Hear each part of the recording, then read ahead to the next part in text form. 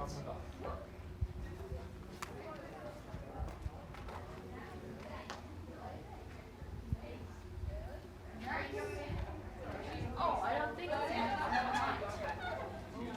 was storing their sources of ignition for the mines that would have been stored elsewhere. For obviously, you wouldn't want to store your sources of ignition with things to be ignited. That would make sense. All right, let's go.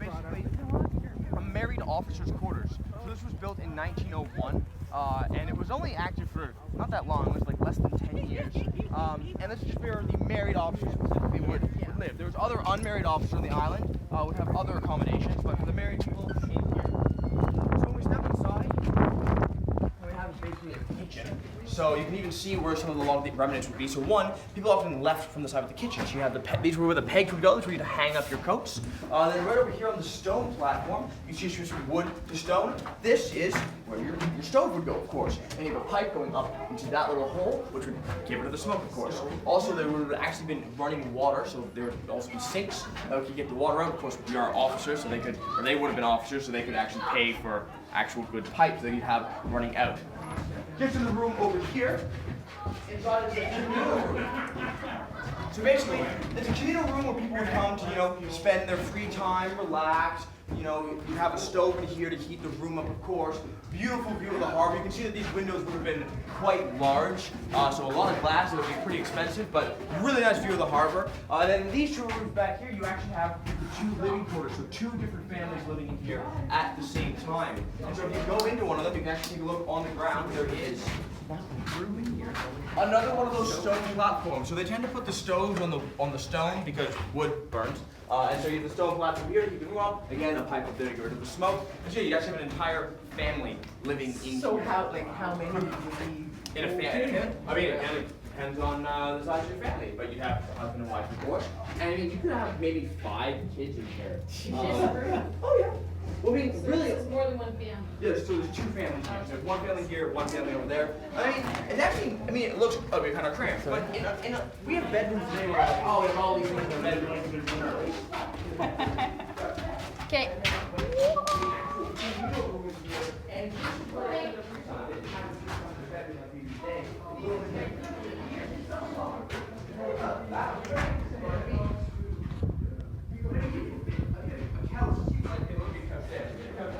Right there, that's 5 people there. Couch there, 5 more people.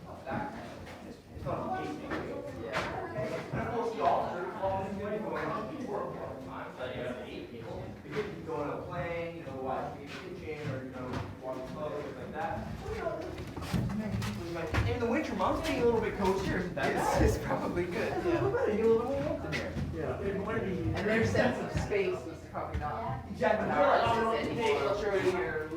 Not how they. And another thing is the bigger the area, the harder it is to heat. Yeah. I mean, officers did have a lot of coal available to them, but even then, it's going to take a long time to heat up a huge room if it's ginormous. And so you got to think about that as well. So Yeah. it's okay. I think that I would be okay doing that because they'd only be actually over here for. Their employment could have been a couple of months or a year, but they're actually here for like years and years on end. So I mean, spending 6 months in this, I think I'd do it. I could do it.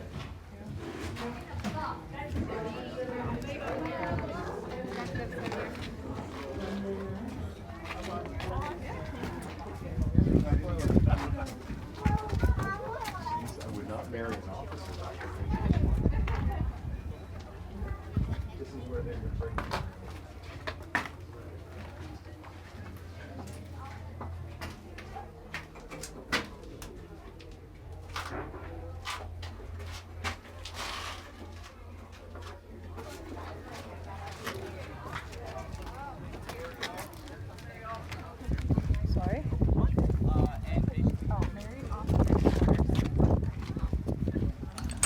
Usually the younger officers would be over here, so they would get big beats in English.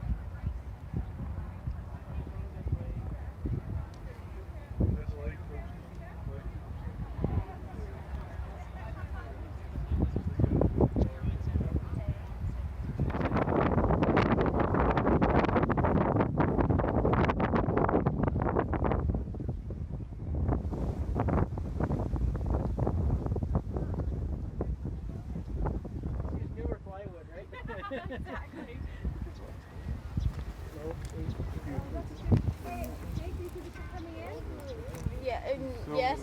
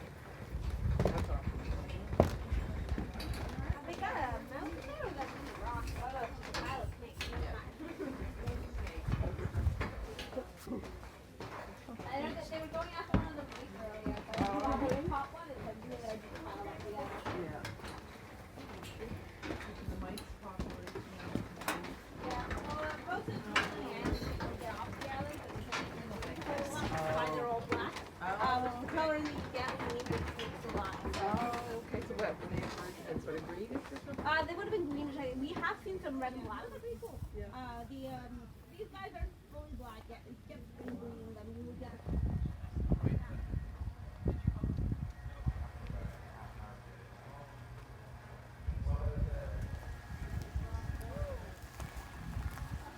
I'm surprised they don't have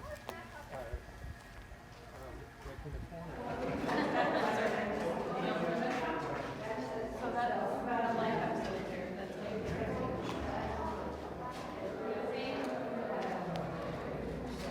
the lighthouse up there on the little point that comes out from McNabb's. Like that's McNabb's Island, and that you can walk right out there. It's maintenance beach. And Oh, what oh, they way, did way to- up there. What they did to deter people from UP and all the rest of it.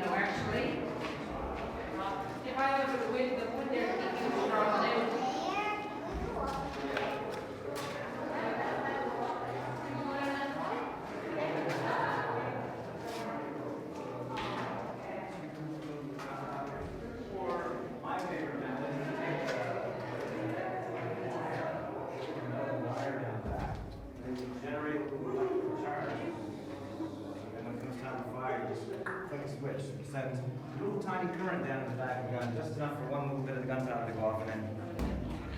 So does it kick back or anything? Yes, horrific kickback, definitely. The recoil.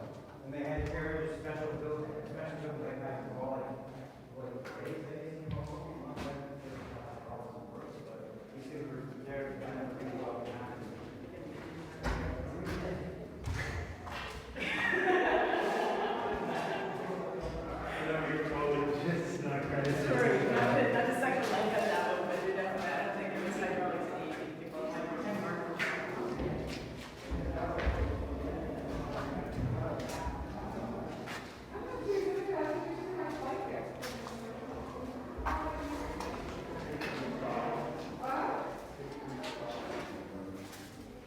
Hello. These stairs are actually off limits, so this is as far as you can go. Never mind.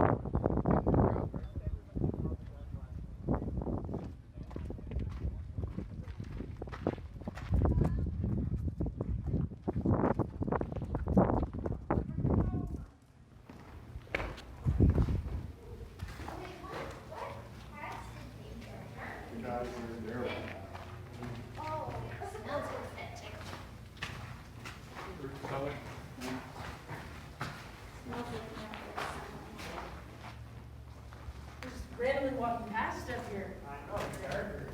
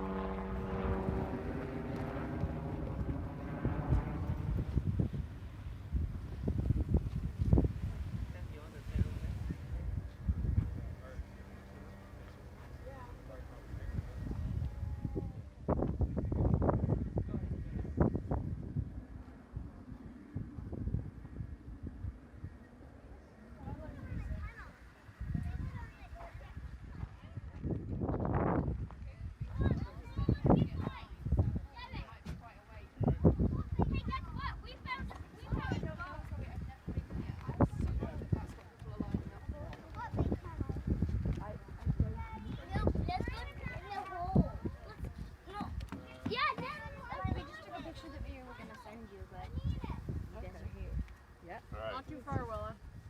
Stay on the short grass. I think we're out of apples. I can buy you one though.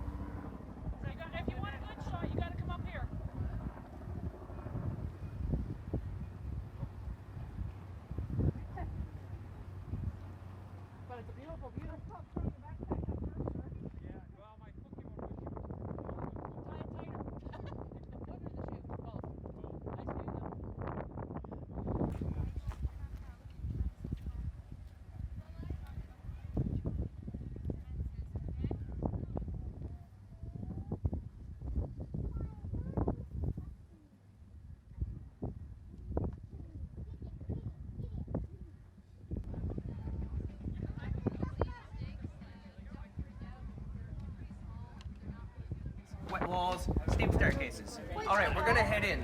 Wait, he goes first. Not these ones, but they will be. Wait, are we going every single way?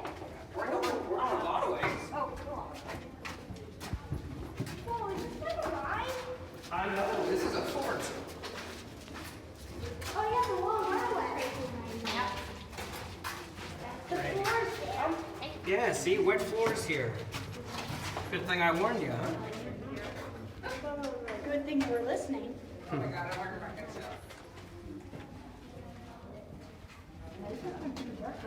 Oh, it would have been exceedingly dark, and we'll talk about that later. Would they have a torch?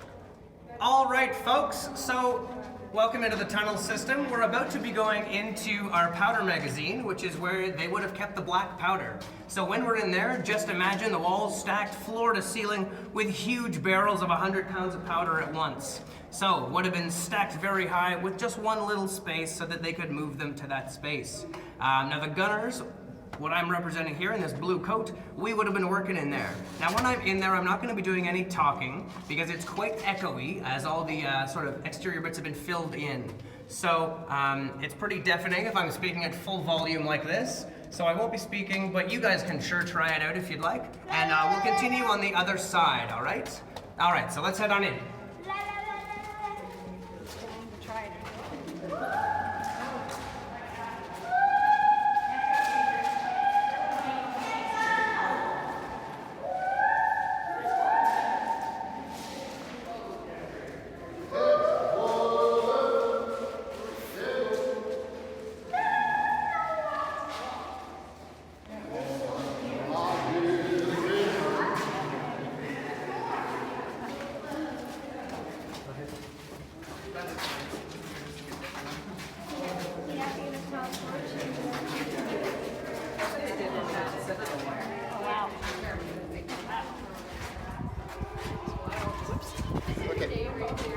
Oh, feel the breeze.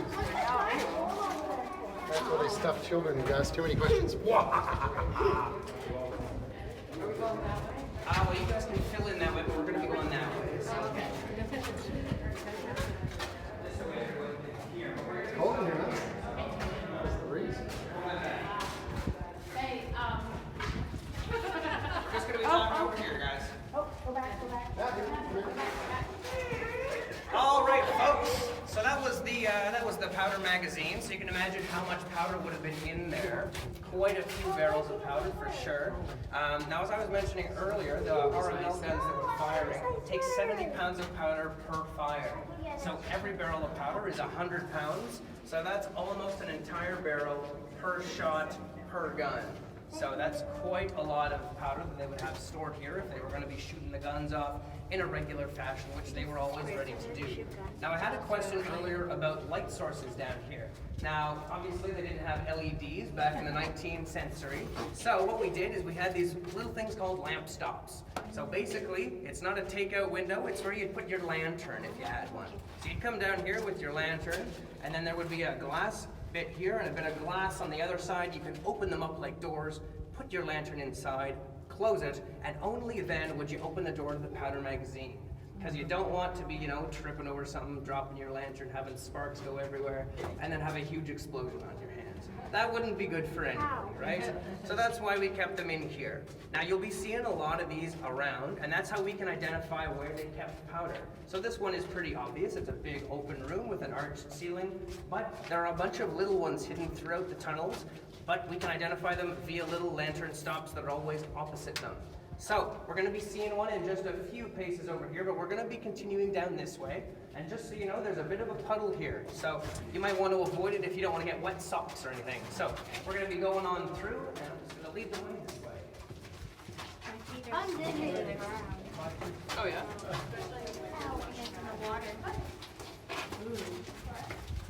I don't see a puddle. So you gotta watch it for the puddle. I see a puddle.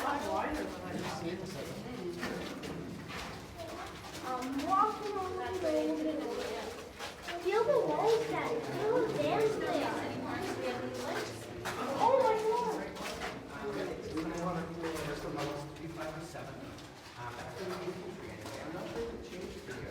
Oh, that's so.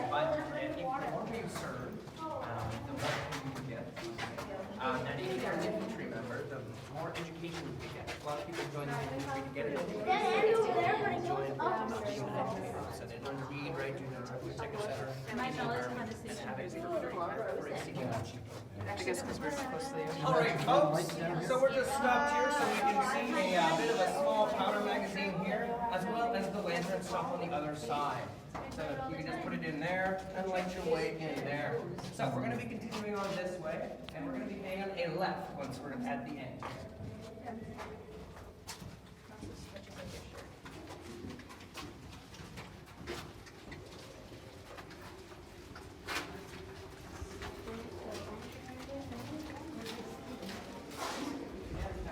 That'd be a small powder room.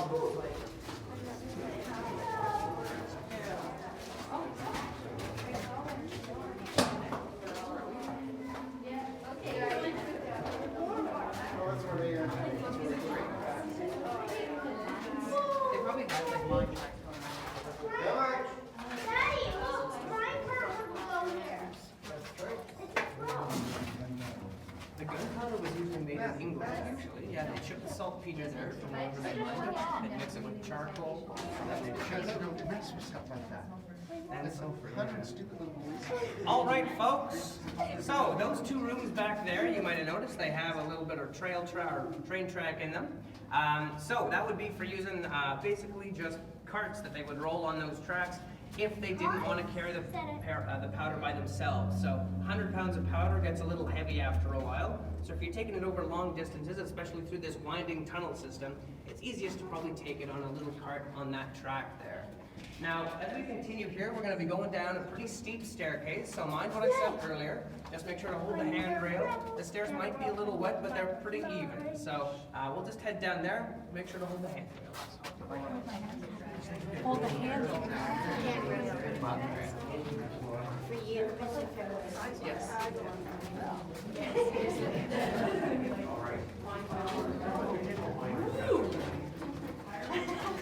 Oh, look up. Oh, yeah. That's one of the things we were See, look, I told you. talking about. I told you, productivity. It goes down to the high. Don't go that far down. That's crazy. So much right there. But that just happened to me. It's Minecraft. Yep. I'm gonna get They some. actually gave me. No more than Please try and have actually. there will be far more women at Citadel Hill, Oh, Daddy. as well as living in the married quarters. Yep. Yeah, there is a jail here. It's not accessible, unfortunately, but there is one. All right, folks, so this is what we call a caponier. So basically, this would just connect the interior fort with the exterior wall and the ditch system. So, through all of these rectangular shaped windows here that we call loopholes, you'd have soldiers shooting at the enemies if they were ever in the ditch. So it's just another defensive layer to the fort here. So you'd have 2 men behind each of these loopholes, one firing and one reloading. So it would double their rate of fire. So the rifles we're using in this time period are Snyder Enfields, which fire about 10 rounds a minute. So 20 rounds a minute out of every loophole would make the ditch an exceedingly dangerous place. Now the word caponier is a bit of an odd one. It comes from a French word for henhouse. So it would be a little chaotic down here during a battle for sure, with all the rifles going off and all the orders being shouted across as well. So we're going to continue the tour out in here in the ditch. So if you want to follow me.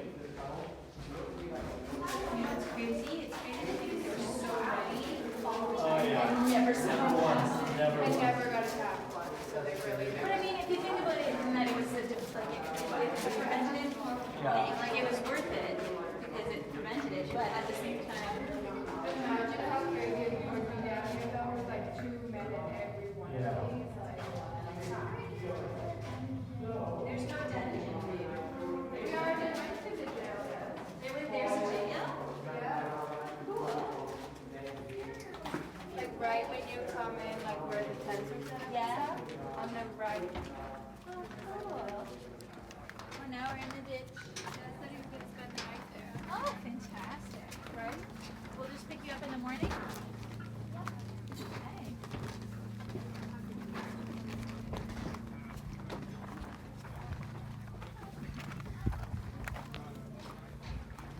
lug all this rock. Well, if it's anything, I mean, the Citadel Hill was built pretty much. Very high. All right, folks, so this is our defensive ditch. So you can see that on this side, we got a wall that's 20 feet high. And then right behind you, that's a 10-foot high wall there that extends up to 15 feet on this side. So you can imagine jumping in here would be a little difficult and scary. It's designed to break bones, just like the ditch at the Citadel. So if any enemy soldiers ever jumped in, they'd hopefully break a leg, an arm, a hand, something like that, and be totally useless and immobile. Now, if they were quite lucky and were quite spry, jumped in, had a great landing, they'd have to come across here and scale the sheer rock face, which would be next to impossible. All the while being under fire from loopholes. Now we're going to continue to go just over here to our south battery, also known as the lower battery, where we've got our biggest rifled muzzle loaders, the 10-inch guns. So if you want to be... Oh, that was snakes. That's 3 snakes so far. Wow. I don't think he made it. Is he alive? I don't think so. No. Or else he's sleeping soundly with his eyes open. No, I think he's dead. He's dead. Throw him in the shade, yeah?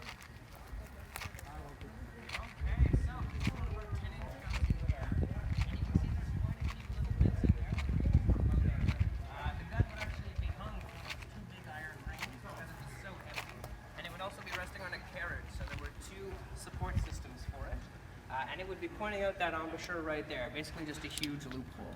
Now here's actually where the tour finishes, but you guys can explore this area on your own. We do have 3 guns set up here, and to exit this complex, all you need to do is just go back the way we came and go up that metal staircase. All right, thank you very much for joining me on the tour. If you guys have any questions, just find a guy who looks like me and ask him up, or you can ask them to me right now.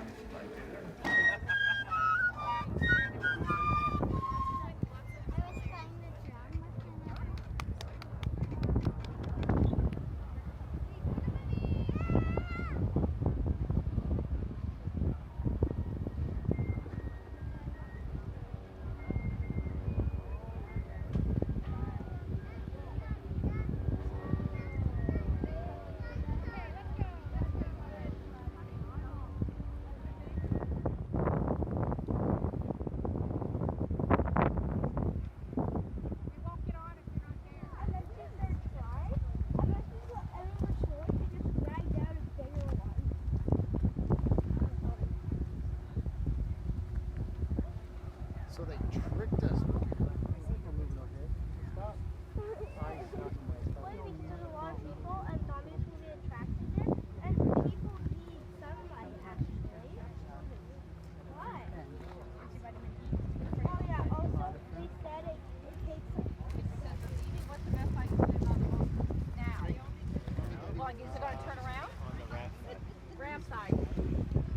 I wasn't sure if you turned the